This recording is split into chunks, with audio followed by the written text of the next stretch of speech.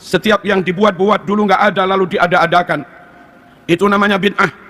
Dan setiap yang bid'ah berarti sesat. Setiap yang sesat berarti ancamannya masuk neraka. Dan sering mereka sampaikan kepada umat, sungguh kelompok seperti ini tidak menjaga kemurnian. Meyakini kebenaran sunnah sangat penting.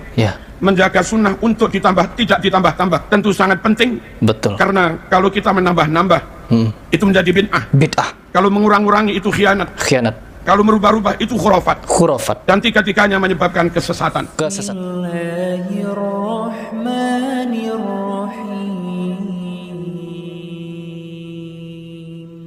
Assalamualaikum warahmatullahi wabarakatuh. Sahabat muslim yang dirahmati Allah subhanahu wa ta'ala. Berjumpa lagi dengan channel Hasika Wafa. Sebelumnya kami ucapkan banyak terima kasih dan kami doakan semoga Allah subhanahu wa ta'ala senantiasa memberikan kesehatan dan menjauhkan kita dari segala musibah dan bencana.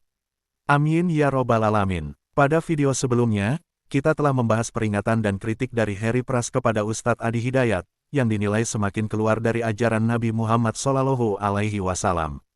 Pada video kali ini, channel Hasika Wafa akan membahas khutbah Jumat Kiai Marzuki Mustamar yang ramai dibahas di media sosial.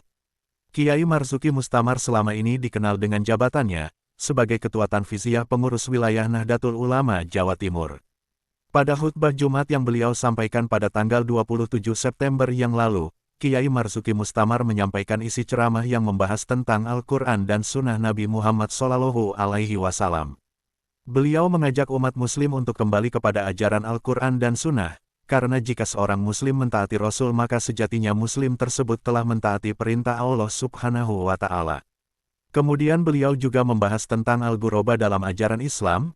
Mereka adalah julukan eskatologis yang merujuk pada orang-orang yang dianggap asing atau terasing, tetapi berpegang teguh pada ajaran Islam yang murni. Seperti kita ketahui, dakwah yang mengajak umat muslim untuk kembali kepada Al-Quran dan Sunnah Nabi sering kali disampaikan oleh ulama salafi, yang justru dianggap menyimpang dan bertentangan dengan ajaran Islam di tanah air. Dakwah salafi adalah gerakan dakwah yang bertujuan untuk kembali ke akidah Islam yang murni, dan mengikuti manhaj salaf. Dakwah ini berorientasi pada ajaran ulama Ahlus Sunnah wal Jamaah dan menghindari segala bentuk hurafat, takhayul, bid'ah, dan syirik. Hal tersebut sebagaimana yang disampaikan oleh Kiai Marzuki Mustamar dalam khutbah Jumat. Berikut kita simak video dari Kiai Marzuki, diambil dari channel YouTube Kiai Haji Marzuki Mustamar Official. Selanjutnya, Allah juga berfirman dalam Al-Quran, Ya ayyuhalladzina amanu, ati'allah wa ati'ur rasul. Hai orang yang beriman, taatlah kamu kepada Allah, pegang Al-Quran. Betul. Taatlah kamu kepada Rasul, pegang sunnah. Rasulullah SAW bersabda, sejatinya mentaati Rasul sama saja dengan mentaati Allah Subhanahu wa ta'ala. Man ata'ani faqad ata Allah, wa man asani faqad asallah. Siapa yang mentaati aku, sejatinya dia mentaati Allah Subhanahu wa ta'ala. Siapa yang menentang maksiat padaku, sejatinya dia juga maksiat pada Allah Subhanahu wa ta'ala. Kaum muslimin rahimakumullah, ketika Rasul menyebut Al-Ghuraba adalah orang-orang yang benar-benar beruntung, bejo dunia sampai akhirat. Tuba lil ghuraba, beruntung sekali para ghuraba. Sahabat bertanya, wa manil ghuraba ya Rasulullah? Siapa al-ghuraba yang beruntung itu wahai Rasulullah? Nabi bersabda, alladzina yuhyuna ma amatatin nas min sunnati. Al-ghuraba adalah mereka yang berkomitmen menghidupkan sunnah di saat orang-orang lain meninggalkannya. Betul. Kaum muslimin rahimakumullah, lebih lanjut Nabi juga mengatakan, taraktu fikum amrain lan tadillu ma in tamassaktum bihima, kitaballah wa sunnata rasulih. Aku tinggalkan untuk kalian semua dua pusaka. Jikalau kalian benar-benar pegangi dua pusaka itu, maka selamatlah kalian. Kalau tidak, maka celakalah kalian. Apa dua pusaka itu? Kitaballah wa sunnata rasulih. Al-Quran dan sunnah. Klaim ngaku-ngaku cinta Rasulullah SAW tanpa memegangi sunnah adalah kebohongan. Klaim kosong. Nabi bersabda, man ahabbani falyastanna bi sunnati, wa man ahabbani dakhala al-jannah. Siapa yang mencintai aku, maka dia harus senantiasa mengikuti sunnahku. Dan siapa yang mencintai aku dengan mengikuti sunnahku, maka dipastikan dia masuk surga. Kaum muslimin rahimakumullah, memegangi sunnah sangat penting. Mengamalkan sunnah sangat penting. Betul. Meyakini kebenaran sunnah sangat penting. Menjaga sunnah untuk tidak ditambah-tambah. Menjaga sunnah untuk tidak dikurang-kurangi. Menjaga sunnah untuk tidak dirubah-rubah. Tentu sangat penting. Betul. Karena kalau kita menambah-nambah, itu menjadi bid'ah. Kalau mengurang-urangi itu khianat. Kalau merubah-rubah itu khurafat. Khurafat. Dan tiga-tiganya menyebabkan kesesatan. Kesesatan. Kullu muhdatsatin bid'ah wa kullu bid'atin dhalalah wa kullu dhalalatin finnar. Setiap yang dibuat-buat dulu nggak ada lalu diada-adakan, itu namanya bid'ah. Dan setiap yang bid'ah berarti sesat. Setiap yang sesat berarti ancamannya masuk neraka. Sahabat muslim yang dirahmati Allah Subhanahu wa Ta'ala, seorang muslim memang harus merujuk pada kitab Al-Quran dan apa yang sudah dicontohkan oleh Nabi Muhammad SAW melalui riwayat hadis.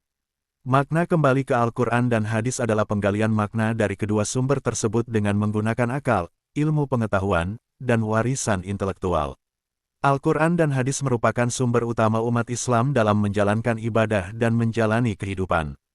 Makna kembali kepada Al-Quran dan hadis bisa berarti positif, yaitu kembali kepada persatuan dan kesatuan yang selama ini dirindukan kaum muslimin di seluruh dunia.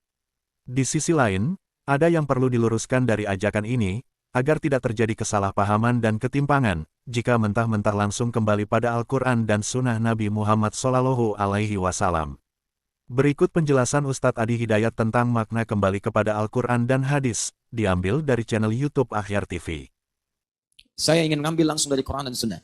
Baik, yang paling unik adalah kalimat begini. Jangan mengambil dari madhab, tapi ambil dari Quran dan Sunnah. Jika madhab itu bertentangan dengan Quran dan Sunnah, ambil Quran dan Sunnah. Baik, kalimat ini bagus, cuman sayang. Ya, pemahamannya agak kurang dalam. Agak kurang dalam. Saya emang gak mau ikut madhab, saya pengen ikut Quran Sunnah aja. Pernah dengar kalimat itu? Baik, saya tidak ingin ikut madhab, saya ingin ikut Quran Sunnah saja. Pertanyaan saya, apa Anda bisa langsung memahami isi Quran dan Sunnah itu? Ketika Anda ingin memahaminya, pasti Anda akan melewati jalur di antara empat yang ini. Lihat rumusan tadi. Apa yang disampaikan Nabi ke sahabat, ke tabi'in, ke semua, dihimpun di sini. Ya, jadi kalau Anda ingin mendapatkan referensi ke sini, Anda nggak akan bisa langsung kecuali lewat sini. Ayo saya mau tanya Anda. Ketika Anda ingin mengambil sunnah, apakah pernah Anda berjumpa dengan Nabi? Saya pengen langsung dari sunnah saja. Kapan Anda berjumpa Nabi? Mimpi aja belum tentu ketemu Nabi. Ya, ada kok dari Al-Bukhari. Al-Bukhari saja jalurnya lewat sini. Al-Bukhari itu madhabnya Asy-Syafi'i. Asy-Syafi'i belajar beliau, jadi mengambil referensi dari sini. Bahkan beberapa hadisnya diambil dari Al-Muwatta'nya Imam Malik. Imam Malik menulis kitab Al-Muwatta', kitab hadis pertama. Isinya 100.000 hadis, dari 1.000 riwayat. Konon dituliskan sebanyak 40 tahun.